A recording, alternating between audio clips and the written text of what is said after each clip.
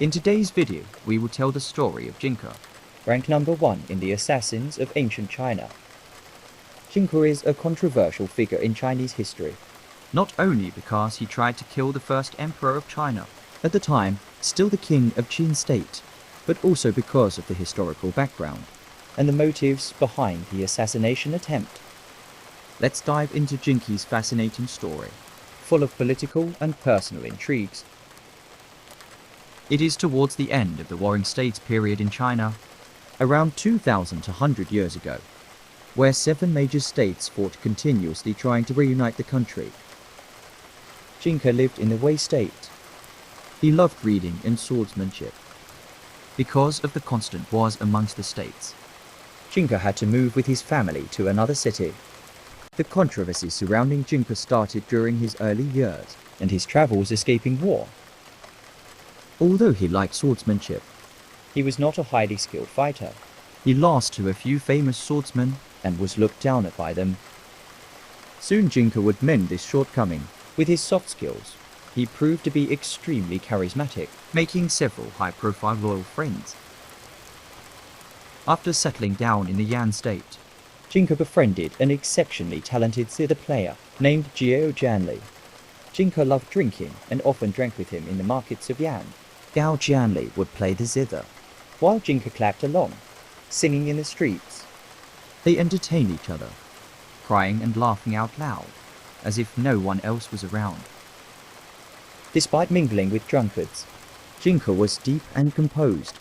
Qinshihuang, A respectful advisor to the Yan's crown prince, also treated him kindly. recognizing his remarkable nature. Here we must introduce the second crucial person of the story. The crown prince Dan of Yan state, who caused the death of several people, including Jingke's, In his plot to assassinate the first emperor of China. during the Warring States period. The sensitive political situation and the struggle for military power Led to an agreement amongst the 7 states. In order to achieve some carefully balanced peace, the princes of some states would be sent as hostages to other states. sometimes when they were still children, The crown prince Dan of Yan state, and the first emperor of China at the time, Prince Yingzheng of Qin state, were both hostages in the Zhao state. It is understood that the two of them were quite close, united by their set fate. An interesting fact about Yingzheng: was that he was not the original hostage from Qin state. his father was the prince that Qin sent as hostage. However, his father escaped by himself, leaving him and his mother behind. Yingzheng and his mother managed to escape back home, And his mother, a gifted and ambitious politician, achieved the almost impossible task. of making Yingzheng the next king of Qin state. Meanwhile, Crown Prince Dan of Yan struggled several years more in Zhao state before escaping back home, suffering mental and physical humiliations as a hostage. After coming back to Yan state, Crown Prince Dan saw that Qin state was about to annex the other 6 states. And feared disaster was coming. He sought advice from his royal teacher, who held the opinion that Qin state had everything to win this unification war. Vast and rich lands, well-trained soldiers, An advantageous geographic location. His teacher asked for more time to think about a plan to defend their kingdom. At this moment, the famous Qin General Fan fled from Qin to Yan. And Crown Prince Dan sheltered him against his teacher's advice The king of Qin had put a ransom. of 1,000 pieces of gold and 10,000 households worth of land on this general, showing his hatred toward the general's betrayal. The Crown Prince Dan's teacher cautioned him that Yan state was already the next target to Qin's military campaign, and now Crown Prince Dan chose to shelter General Fan. This will only accelerate Yan state's demise. His teacher then offered a comprehensive plan to appease Qin and borrow some time for Yan. But it was rejected by Crown Prince Dan, saying to his teacher, "Your plan requires too much time. My anxiety cannot wait even for a moment." Besides, General Fan is at his wit's end and came to me for refuge. I cannot abandon a friend out of fear of Qin. Please consider another way." His teacher answered with a brilliant summary of Dan's request. You are seeking safety in danger, inviting disaster while hoping for fortune, creating shallow plans with deep resentment, and making new friends at the cost of national calamity. This is accumulating hatred and aiding disaster. You are playing with fire. But we are as weak as a goose. And burning a goose feather on coals instantly turns it to ashes. As disappointed as his teacher was, he still offered to introduce Qinshihuang to Dan, the talented advisor who befriended Jingke we have mentioned earlier. Crown Prince Dan welcomed Qinshihuang by acting very humbly, kneeling down to clean a seat for him. As at the time, people used to sit on the floor or on very low stools. After the servants were requested to leave, the Crown Prince asked Qinshihuang for his help, mentioning that Yan and Qin were sworn enemies and that their plan to stop Qin from military expansion must never be leaked. Tian politely replied that he was too old and unable to come up with a good plan, as Yan's state was at a dead end. However, he mentioned that his friend Jingke could be the perfect fit for Crown Prince Dan's request. Qinshihuang, hunched and slow, met Jingke and told him about the encounter with Crown Prince Dan. Jingke agreed to meet with Dan. Qinshihuang then said that the Crown Prince asked him to not leak the plan to others, and added sadly, "A man of integrity should not be doubted." Please tell Prince Dan I have died, therefore I won't leak secrets. He then committed suicide. Some historians considered Crown Prince Dan to be someone not as honorable or noble as some other rulers at that time. They thought that Dan's rivalry with Qin state sounded more like a personal conflict between him and Qin King, as they used to be both hostages and maybe even close friends. But Yingzheng ended up as the king of the most powerful state of China, while Dan was just a prince of a small state, about to be smashed by Qin.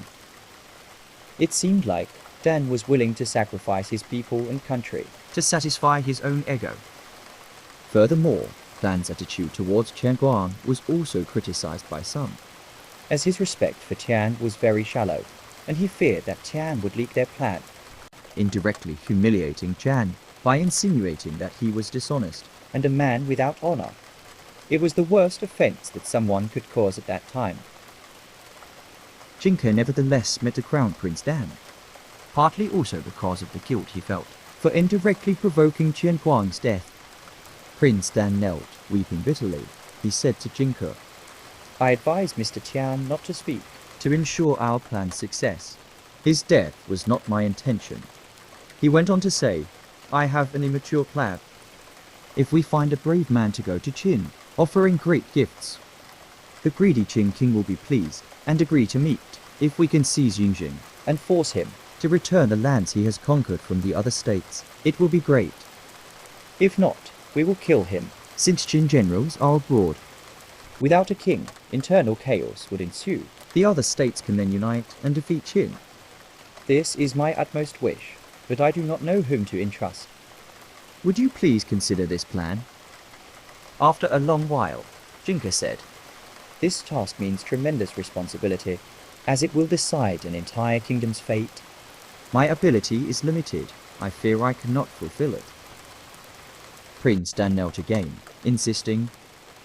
Jingke agreed in the end. To please him, Prince Dan provided him with luxurious accommodations, lavish feasts, treasures, and beautiful women. Prince then catered to all Jingke's needs and wishes. Legend has it, one day, during a banquet, Jingke praised a lady musician for her skills, and Crown Prince Dan cut off her hand to present to Jingke. It seemed like Dan was also treating Jingke in a superficial way, without true respect or honor. Meanwhile, Qin's army has further advanced, having conquered Zhao State, where Yingzheng was a hostage, and advancing to Yan's southern borders. Crown Prince Dan and Jingke planned for the irresistible offering to Qin King, to gain his trust and secure a meeting with him. Jingke decided on General Fan's head, and a map of Dukan, located in modern-day Hubei, a critical region in Yan State. Jingke had an encounter with General Fan, and convinced him to kill himself to achieve their greater goal. Prince Dan mourned the death of General Fan, whom he desperately tried to protect, but agreed with Jingke's decision. Prince Dan also sought the finest dagger and quenched it in poison in preparation for the assassination. At this point, Qinshihuang and General Fan have already sacrificed their lives, even before they started to act on their plan. However, what Crown Prince Dan did next further confirmed his incompetence, selfishness and suspicious nature. He assigned Qinshihuang, a famous fighter from Yan State, to accompany Jingke in his mission. When Jingke mentioned that he was waiting for a trusted partner to join them to increase the chance of success, Prince Dan panicked. He felt that Jingke was trying to drag on the mission and might want to give up. So Dan criticized Jingke, who got very offended, and to prove his loyalty, departed just with Qinshihuang, without his partner. This would prove to be fatal during the assassination attempt. In 227 BCE, the day finally came for Jingke's allegation to leave. Crown Prince Dan and his advisors dressed in white and bid farewell to them at the Yi River. White was the color people wore in funerals in ancient China. Jingke's good friend Gao Jianli played the zither, while Jingke sang mournfully. The wind is cold, the water of Yi is chilly. A warrior leaves, never to return. Those lyrics are widely known in China and still cited today. After Jingke was finished singing, he crossed the river with his delegation. Upon arriving in the state of Qin, Jingke bribed a courtier who was a favorite of the king. This meant hold the Qin king on behalf of Jingke. The king of Yan is truly terrified by your majesty's might. He is willing to have his entire nation become subjects of Qin, due to his extreme fear. He does not dare to personally come forward and explain, but he respectfully presents the head of General Fan and offers the map of the Duking region. Upon hearing this news, the king of Qin was overjoyed. He donned his formal attire and arranged the highest ceremonial ritual to receive the envoy from Yan in his main palace. Jingke carried the head of General Fan, while Qinshihuang carried the box with the map. They advanced according to the roles of principal and vice envoy, reaching the steps before the hall. Qinshihuang, probably just someone with a tall and muscular build, but without real skills or courage, suddenly became pale and started trembling and sweating uncomfortably out of fear, to the Qin court's surprise. Jingke, however, behaved very calmly. He turned back and smiled at Qinshihuang, stepping forward to apologize by saying to the king, "This is a crude man from the barbaric lands of the northern frontier. He has never seen the sun of heaven, so he is terrified. Your Majesty, please have mercy and allow him to complete his mission." The king agreed and asked Jingke to present the map. Jingke took the map from Qinshihuang and offered it to the king. Jingke unrolled the map, and as it reached the end, a dagger was revealed. He seized the opportunity, grabbing the king's sleeve with his left hand and thrusted the dagger with his right hand. Before he could get close though, the king, in great alarm, sprang up, ripping his sleeve off. In his panic, the king attempted to draw his sword, but its long length made it difficult to be pulled out quickly. He then grabbed the sword sheath, but, in his frantic state, the sword was tightly stuck and could not be drawn. Jingke chased after the king, who ran around a pillar. The courtiers, shocked and frightened by the sudden attack, were paralyzed with fear. According to Qin law, courtiers in the hall were not permitted to carry weapons, and the armed guards were stationed outside the hall, prohibited from entering without the king's orders, and there was no time to summon the guards. At this crucial moment, the court physician threw his medicine bag at Jingke, slowing his movements and borrowing some time for the king. As the king continued to run around the pillar, the courtiers shouted, "Your Majesty, push the sword behind your back."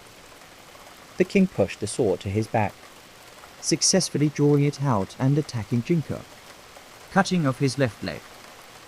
Jingke fell, raising his dagger to throw it at the king of Qin in the desperate final attempt to harm him. Unfortunately, Jingke missed. The dagger struck a bronze pillar instead. The king then stabbed him 8 times. Realizing his mission had failed, Jingke leaned against the pillar, laughing recklessly. sitting on the ground, he cursed. I only failed because I wanted to capture you alive and force you to return the lands.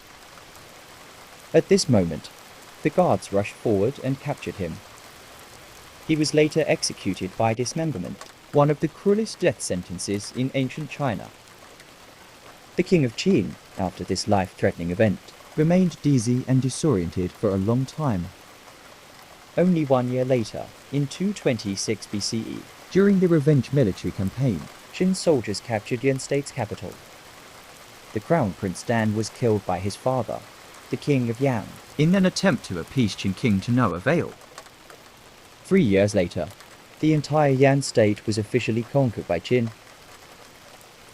This hopeless and poorly crafted assassination attempt caused the acceleration of Yan state's demise and the death of several honored and smart men.